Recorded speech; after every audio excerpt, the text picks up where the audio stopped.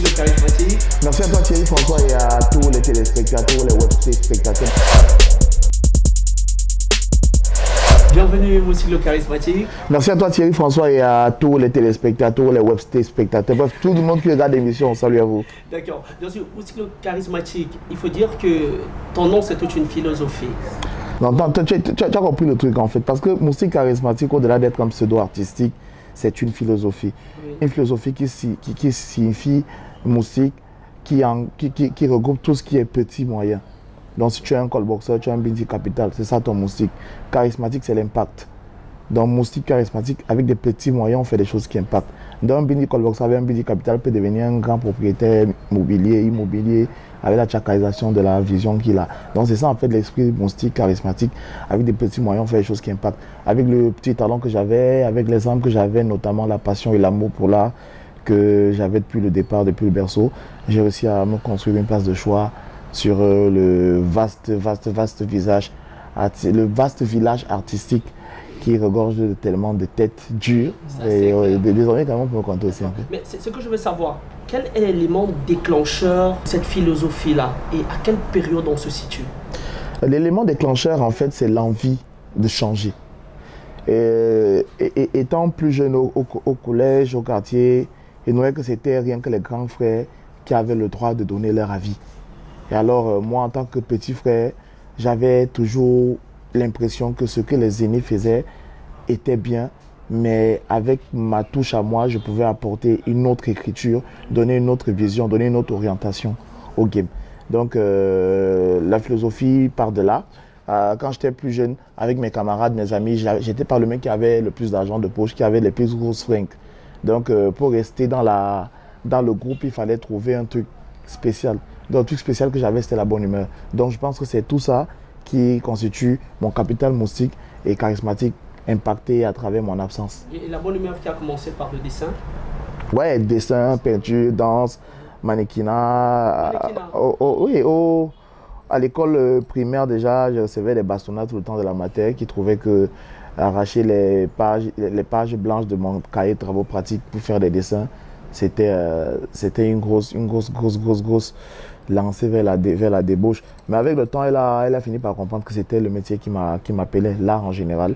Donc le fait d'avoir flirté avec tous ces types d'art-là m'a permis d'avoir la coloration que j'ai dans l'humour que je fais aujourd'hui. Dans ton pays, le Cameroun, quelle est la lecture que tu as aujourd'hui de l'humour? Exemple même déjà, je dirais pas vraiment exemple, parce que me prendre pour exemple, c'est très dangereux parce que moi, pour avoir ce que je suis aujourd'hui, il a fallu que je prenne des risques. Et les risques que j'ai pris, notamment laisser les bancs, me lancer dans la vie active, désobéir à mes parents, je ne conseille pas à un enfant, ce n'est pas un bon exemple. Maintenant, quelle est la lecture? Je peux dire plutôt que je suis une lueur d'espoir parce que réussir à avoir le parcours que j'ai aujourd'hui avec les moyens que j'avais, et notamment très limités, ça doit donner espoir aux gars de savoir qu'on peut se battre et y arriver. Ça, je préfère être une lueur d'espoir que d'être un exemple. Maintenant, la lecture que je fais de l'humour, je pense que c'est très bien. On a essayé de rajeunir et de reconnecter la jeunesse qui est la population majoritaire à son public. Au départ, c'était la musique urbaine, c'était le hip-hop qui était en vogue. Les chanteurs avaient plus de prestige que les humoristes. Aujourd'hui, tous les chanteurs veulent faire partie des petits courts-métrages mis sur pied par les humoristes. Et tout cela vient d'un sang neuf que j'ai réussi à mettre sur pied, une dynamique que j'ai réussi à mettre sur pied avec beaucoup d'autres jeunes qui croyaient au mouvement. Aujourd'hui, je suis très content de voir que l'humour, ça prend de l'ampleur, mais aussi j'ai peur parce que c'est devenu un mouvement qui draine beaucoup d'aventuriers. Il y a beaucoup de personnes qui se retrouvent là parce qu'ils veulent avoir 2-3 followers qui vont leur donner les petits au quartier. 2-3 personnes en mal de visibilité au quartier qui voudraient bien exister et du coup, ils se rangent là. Ce qui fait en sorte qu'on nous mélange et on nous confond tout petit peu. Il y a des personnes avec lesquelles on met sur des publications, par exemple, comme je vais sur Facebook, musique charismatique et lui choisissez. Tu te demandes en vertu de quoi on va classer quelqu'un comme ça avec Moustique charismatique. Autant de choses. Mais quoi qu'il en soit, je crois qu'on a réussi à donner le ton et que la danse se fasse. On a des beaux produits à l'instar de Urich Takam, on a les rigolards, on a les pagnes, on a beaucoup de jeunes qui ont donné une autre coloration à l'humour sur le digital. Ça fait de nous des urbains comiques authentiques. Et aujourd'hui fier de porter le flambeau du génie, moi j'aime bien l'appeler l'empereur, de Jean-Michel Cancan. On suit le guide. Moi j'ai eu la chance que j'ai été à la bonne école. Quand je dis école, j'ai écouté Jean-Michel Cancan parce que mes parents l'écoutaient et ça m'a permis d'avoir une autre vision de l'écriture humoristique. Aujourd'hui, si je me tiens devant une caméra ou je monte sur scène pour faire un sketch, l'important n'est pas premièrement de faire rire, l'important est de faire passer des messages de manière très digeste, même si ça va susciter de l'émotion. Mais pour rire vraiment des sketchs de Moustique charismatique, il faut les comprendre au second degré. Voilà, au second degré, parce que ce que vous écoutez la plupart du temps n'est pas ce qu'il dit. Il y a beaucoup de mots qui sont cachés qu'il faut creuser pour y aller. Des voyages qui vont se faire. Oui, il y a des voyages qui vont se faire. Je me souviens, la première fois que je vais jouer à l'international, c'était au Congo-Brazzaville, où j'allais comme le petit genou de la bande de Camerounais qui est parti. Le truc, c'est que je faisais déjà des émissions à l'instar de Vendredi Show. Il y avait Bonjour sur la CRTV, il y avait des petits plateaux que je faisais, ce qui créait un tout petit peu l'émulation autour des personnes qui me suivaient. Donc du coup, il y a un promoteur qui a entendu parler de moi du côté du Congo-Brazzaville. Il a contacté, il avait besoin d'une équipe de Camerounais pour venir représenter, jouer là-bas. On a invité Kaiser Show, Doudou Anon Glacé et ils ont pensé à moi. On m'a aligné, je suis allé. J'étais le petit genou de la bande. Comment on se sent à ce moment-là? On a peur. On a peur parce que quand tu fais rire tes amis au quartier, tu fais rire ta petite communauté sur Facebook, tu fais rire tes frères à la maison. Maintenant, partir du pays pour aller jouer devant un public qui ne te connaît pas vraiment, je n'avais pas la carrière de Kaiser Show, je n'avais pas la carrière de Doudou Anon Glacé. C'était un peu compliqué parce que j'appréhendais un peu. Mais je suis arrivé, les gars m'ont mis en levée de rideau. Et bizarrement, le mec qui a fait sensation, c'était moi. Je me souviens même qu'au sorti du spectacle, il y avait une gala dans la salle que tous les grands frères la regardaient. La gala, je n'irais pas, c'est moi qui ai looké. Donc je comprends qu'à un certain moment, tu es un binti, mais tu as impacté quand même un genre. Donc je suis parti de là, je suis rentré, ça m'a donné beaucoup de joie de savoir que je peux partir de mon quad, arriver de l'autre côté et puis faire bien. On a fini avec le Congo-Brazzaville, on est allé en Guinée équatoriale, on est allé au Gabon, où j'étais champion d'Afrique du Rire en 2016. Après le Gabon, on revient, ça part pour la Côte d'Ivoire. On va à Genève en Suisse, on revient, on va au Marrakech du Rire, on fait la France. Bref, c'est un gros parcours qui est né. Et moi, ce qui m'émeut surtout, c'est les conditions dans lesquelles je pars. Genre, tu n'as pas cherché à partir. Oui. Les mecs, tu étais dans ton fond, on a découvert la petite lumière qui était là. Les gars disent, gars, viens nous éclairer ici. Et puis, tu as cadisé. À un certain moment, est-ce que cette envie, comme certains, entre parenthèses, qui parfois disent je préfère rester de l'autre côté et ne pas rentrer. Est-ce que personne, peut-être même dans la famille ou un de tes meilleurs potes ne te dit pas à l'instant, regarde mon frère, il faut rester de l'autre côté? J'ai eu la chance, c'est que je ne suis pas la mode. Je la lance. Je ne suis pas un suiveur.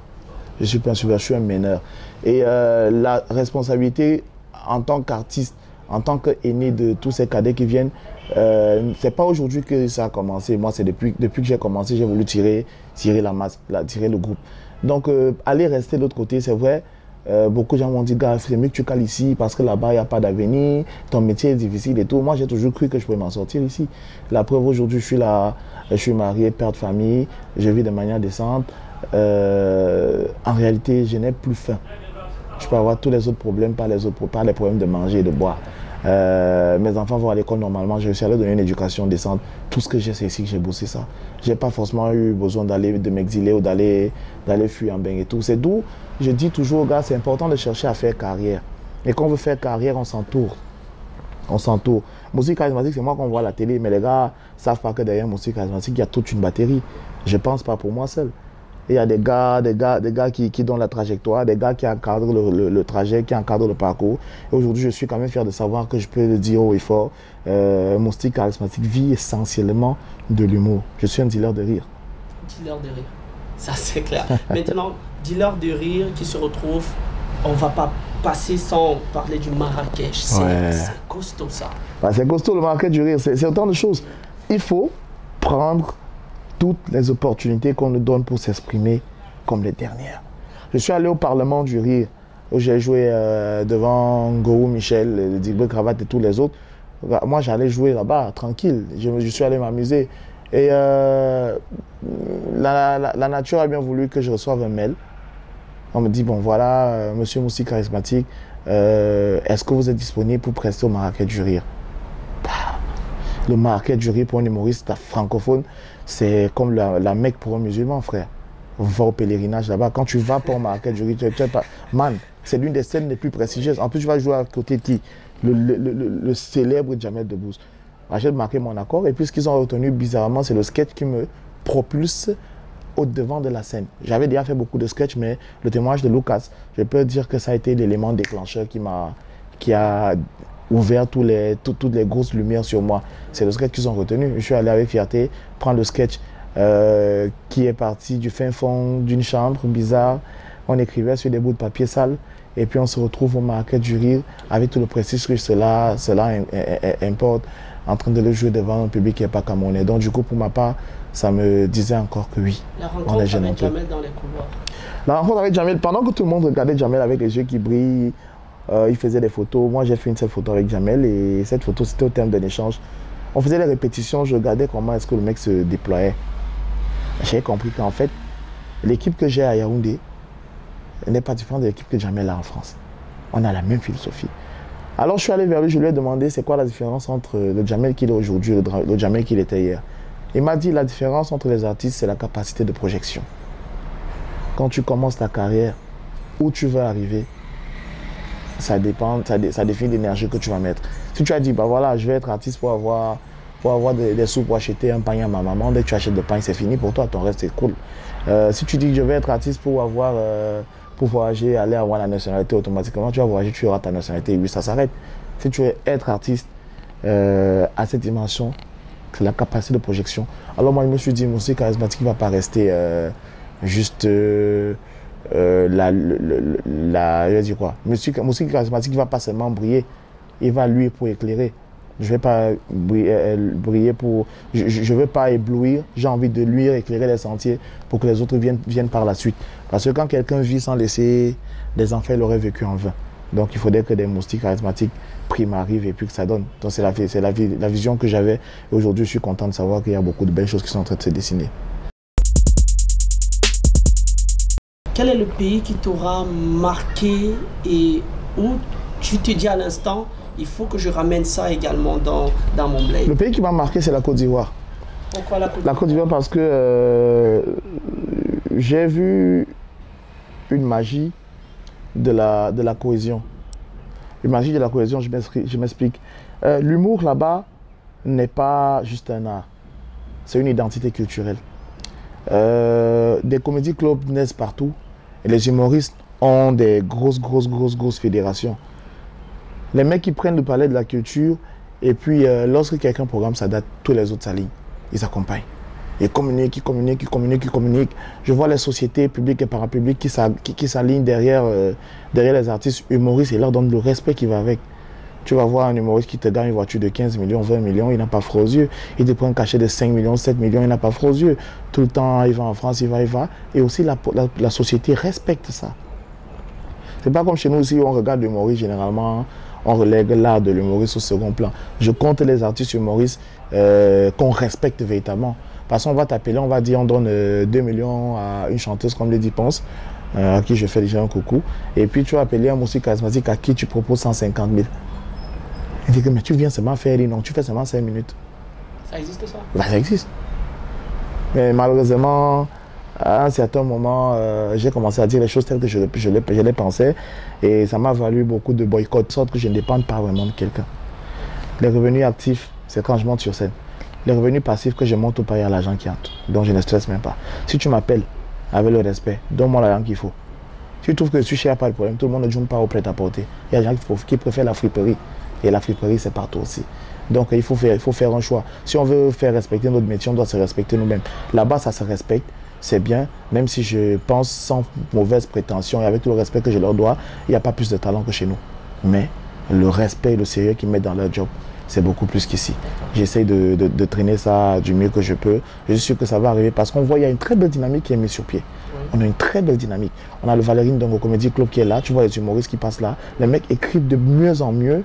Ils travaillent leur prestance de mieux en mieux. Ils prennent au sérieux de mieux en mieux ce qu'ils font. Moi, vraiment, je crois qu'on a un très bel avenir, un trop bel avenir. De tous, c'est de rester concentré, d'être honnête et vrai envers soi. D'accord, en tout cas, nous allons saluer les ouvriers. Le message est passé, c'était un grand big up en tout cas. Galap, le Gala des Lapes, mon premier véritable projet qu'on a mis sur pied avec beaucoup d'économies que j'avais. J'ai fait la première édition, j'ai vu ce que ça a donné, on a vu le monde que ça a traîné. Et puis on a dit, voilà, pour la prochaine édition, je vais plus mettre mes fonds moi-même. Si les gars veulent mettre de l'argent, qu'ils viennent.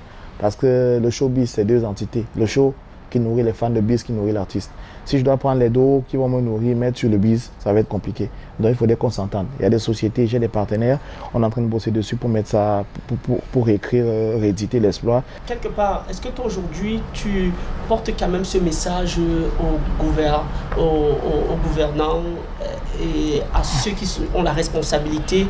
Je vais être honnête, porter le message au gouvernement, je crois que le gouvernement, surtout notre tutelle, a eu l'impression que c'est nous qui devons courir après elle.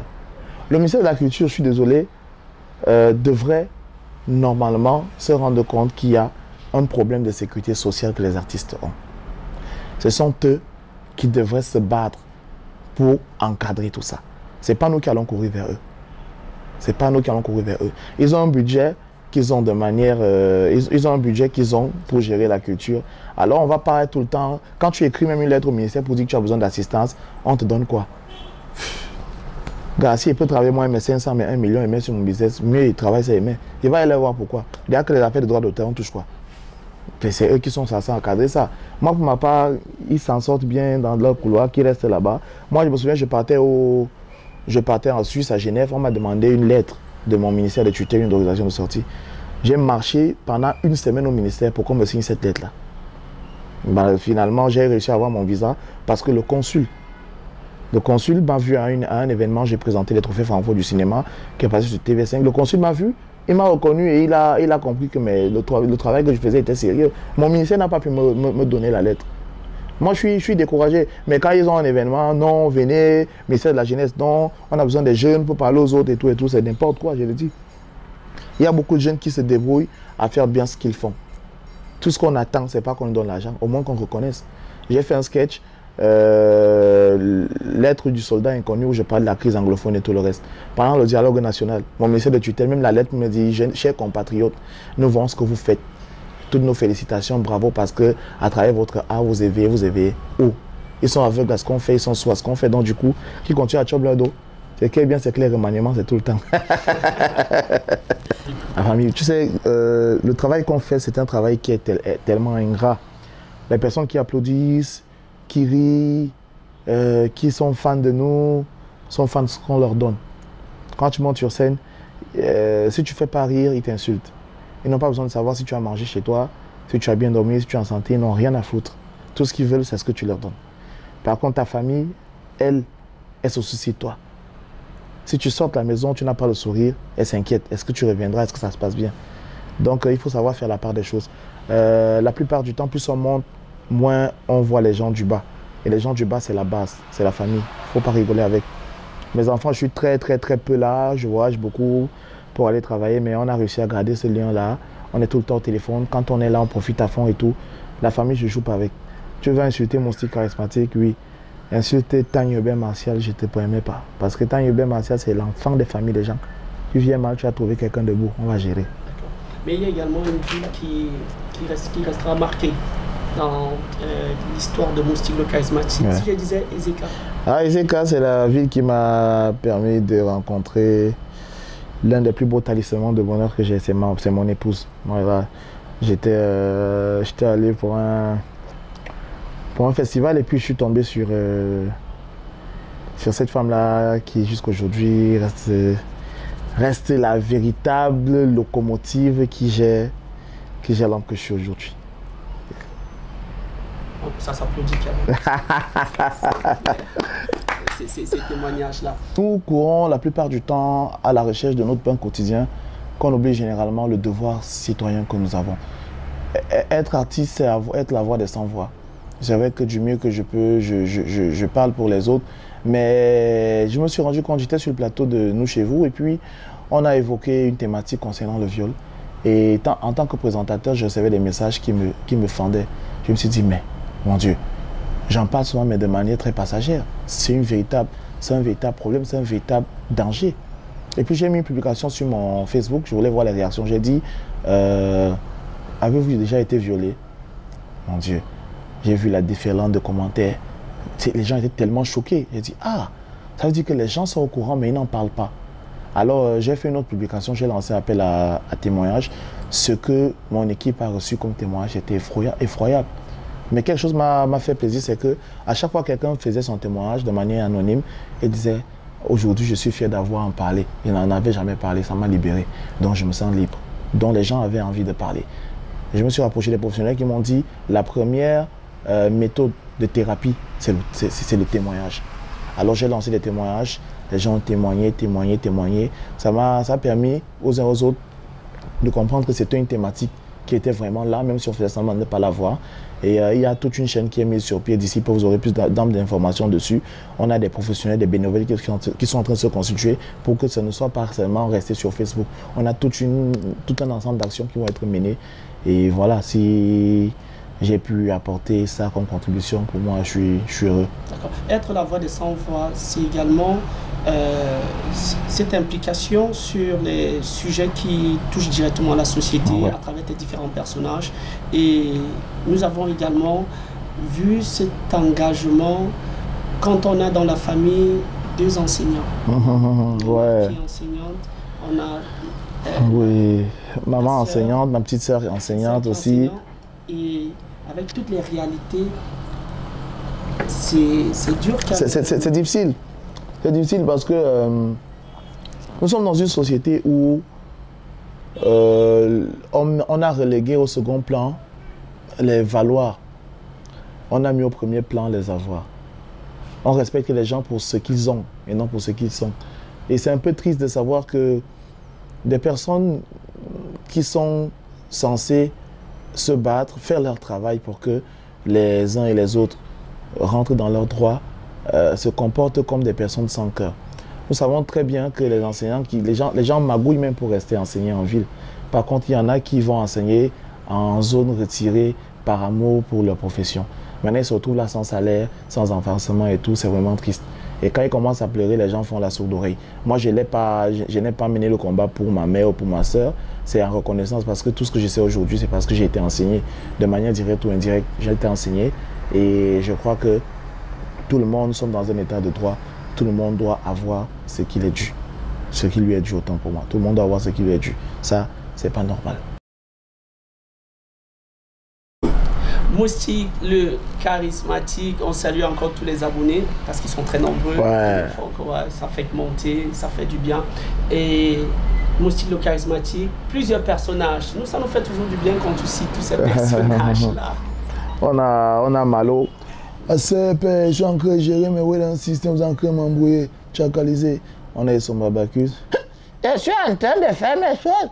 Vous êtes là pour me perturber par rapport à quoi? Super Obama. Faut bonsoir à tout le monde qui est dans la salle. Mais il faut à tout le monde de nous suivre, de nous poursuivre même, point final. On a Mvamba Timothée. Tout ce que je raconte là, vous êtes en train de m'interroger. Pourquoi? Parce que je suis déjà vieux. En tout cas, je vais vous maudire. On a Ngwangwa Chou. Merci beaucoup à tout le monde qui nous suit. Je veux d'abord dire que I'm so happy to be here today. Je suis content d'être dans votre mission et je vous souhaite de passer une bonne journée. Merci beaucoup à tout le monde. Il ne faut pas que tout zappe. Abonne-toi sur les pages. Point final. Thank you very much.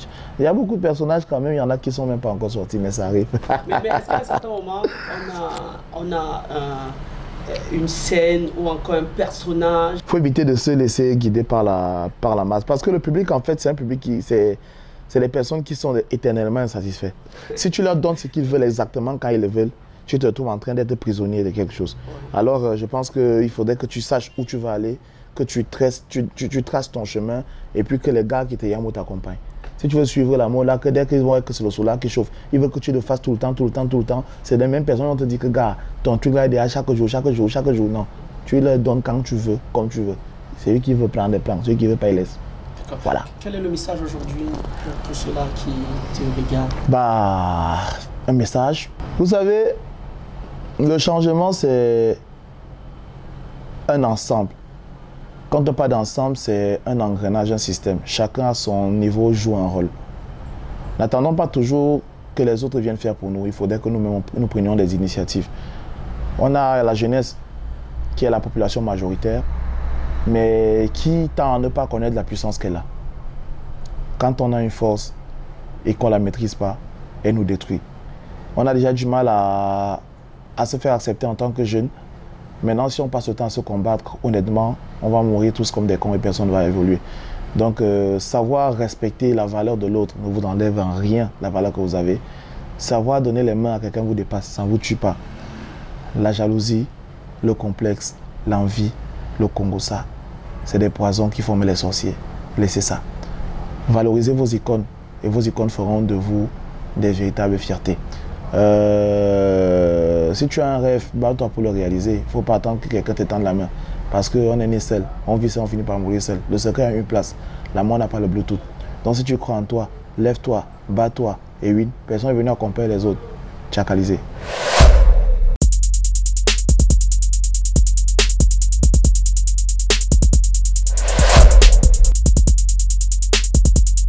The People, une histoire de star, chaque vendredi 18h sur la chaîne YouTube Thierry François People.